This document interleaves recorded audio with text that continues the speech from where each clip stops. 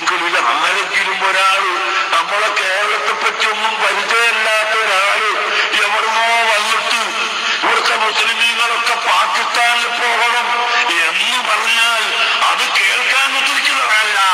ഇവിടുത്തെ മുസ്ലിമീങ്ങള് അവിടുത്തെ മനസ്സിലാക്കുന്നതും നല്ലതാണ്. ഇന്ത്യ രാജ്യം ഇവിടെ ഹിന്ദുക്കൾക്ക് മാത്രമുള്ളതല്ല.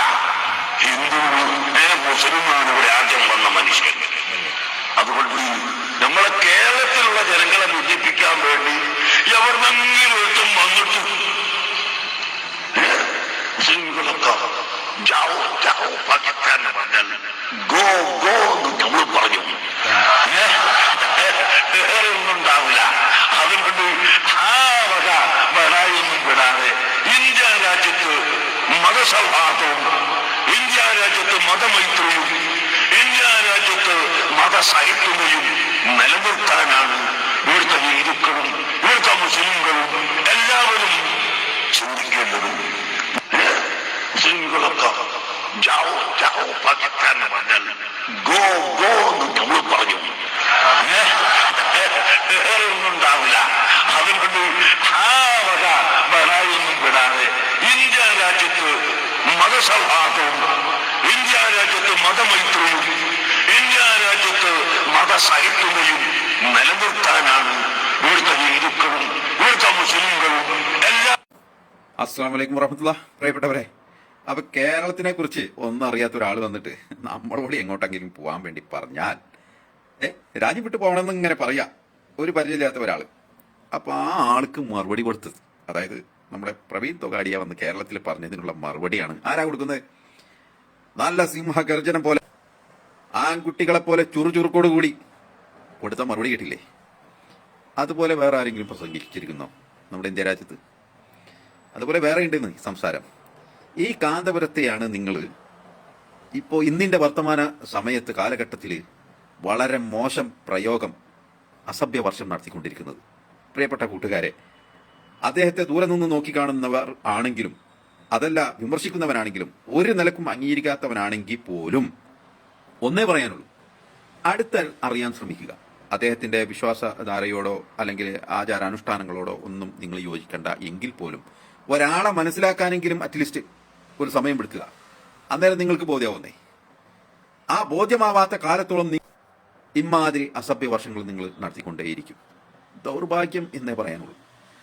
നിങ്ങൾ എന്ത് മനസ്സിലാക്കിയിട്ടാണ് കൂട്ടരെ ആ വലിയൊരു മഹാമനീഷി, ആഗോളതലത്തിൽ ലോകതലത്തിൽ ഒക്കെ അറിയപ്പെടുന്ന ഒരു പണ്ഡിതൻ ഒരു രാജ്യത്തിന്റെ അവസ്ഥയെക്കുറിച്ച്, അവിടുത്തെ മുസ്ലിം സമുദായത്തെക്കുറിച്ച് പറയുമ്പോൾ അത് പക്വമതിയായി എങ്ങനെ സംസാരിക്കണം എന്ന് കൃത്യം വ്യക്തമായിട്ട് അറിയുന്ന ഒരു വ്യക്തിയാണ്.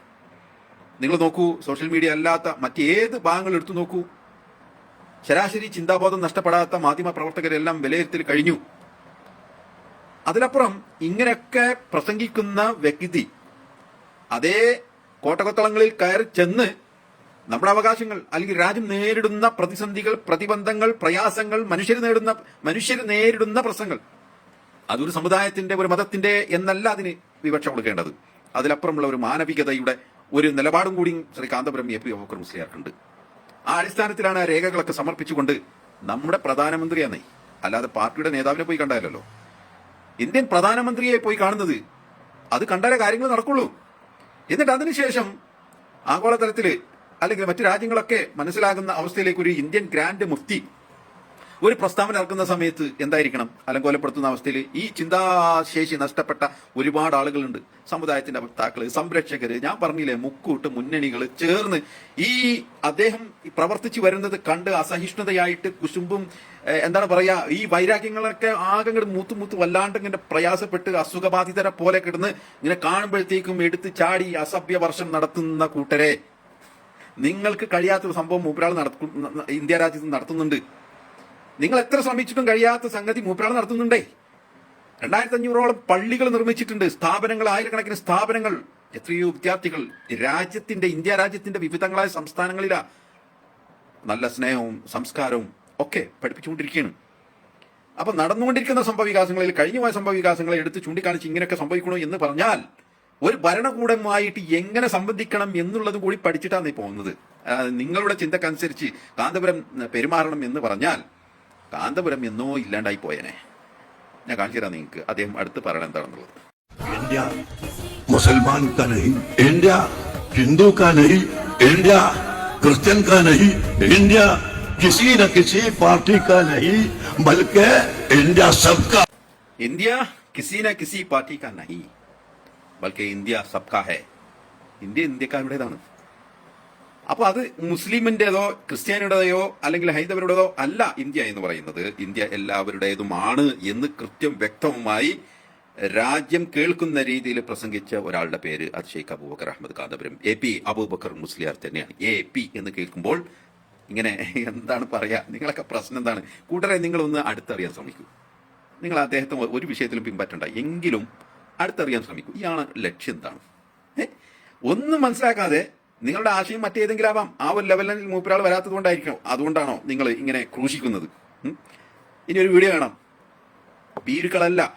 ഇസ്ലാം മുസ്ലിമീങ്ങൾ ഒരിക്കലും ഭീകരവാദിയോ തീവ്രവാദിയോ ആവുകയില്ല, അതേസമയത്ത് ഭീരുക്കളും ആവുകയില്ല. തീവ്രവാദി അല്ലാന്ന് പറയുമ്പോൾ നാം പിന്നെ ഭീരുക്കളായിട്ട് പേടിച്ച് പൊത്തിൽ വിളിക്കും എന്ന് ഒന്നും കരുതണ്ട.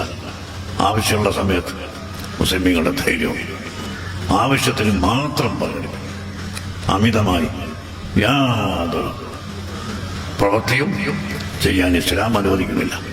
ഏതെങ്കിലും ഒരു വ്യക്തി വല്ലതും ചെയ്താൽ അത് ഇസ്ലാമിന് ബാധകവും അല്ല.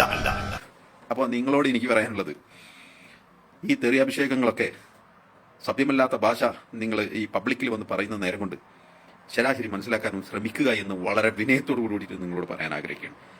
കാന്തപുരം AP അബൂബക്കർ മുസ്ലിയാർ എന്ന ആ മഹൽ വ്യക്തിത്വം ഒറ്റുകാരനല്ല, സമുദായത്തെ ഒറ്റിപ്പെടുക്കുന്നവനല്ല. എല്ലാ അർത്ഥതലങ്ങളിലും നമ്മുടെ സമുദായത്തിൽപ്പെട്ട മനുഷ്യര് സൗഹാർദ്ദത്തോടുകൂടി നല്ല നന്മയോടുകൂടി രാജ്യത്ത് ജീവിക്കണം. അതിനു വേണ്ടിയിട്ടുള്ള ശ്രമമാണ് അദ്ദേഹം നടത്തിക്കൊണ്ടിരിക്കുന്നത്. അതിന് വിഘാതം സൃഷ്ടിക്കുന്ന ഒരു പ്രവർത്തനം ഒരാളിൽ നിന്നും ഉണ്ടാവാൻ വേണ്ടി പാടില്ല എന്നുള്ളതാണ് എൻ്റെ ഒരു റിക്വസ്റ്റ്. നിങ്ങൾക്ക് നിങ്ങളുടേതായ ചോയ്സ് ഉണ്ടാവാം. എന്നിരുന്നാൽ പോലും നിങ്ങൾ ഈ അസഭ്യ വർഷങ്ങൾ നടത്തിയതുകൊണ്ട് നിങ്ങൾക്ക് ഒരു പ്രയോജനമില്ല. തിരിച്ച് നിങ്ങൾക്ക് തന്നെയാണ് അത് പ്രതികൂലമായിട്ട് ബാധിക്കുക. അതും കൂടി നിങ്ങൾ മനസ്സിലാക്കുക. പ്രിയപ്പെട്ടവരെ, നിങ്ങൾക്ക് ഇനി അത്തരത്തിലാണ് എങ്കിൽ നിങ്ങൾ തുടരുക, ഒരു പ്രശ്നവുമില്ല. പരിശുദ്ധ റമദാനാണ്. ബൈ.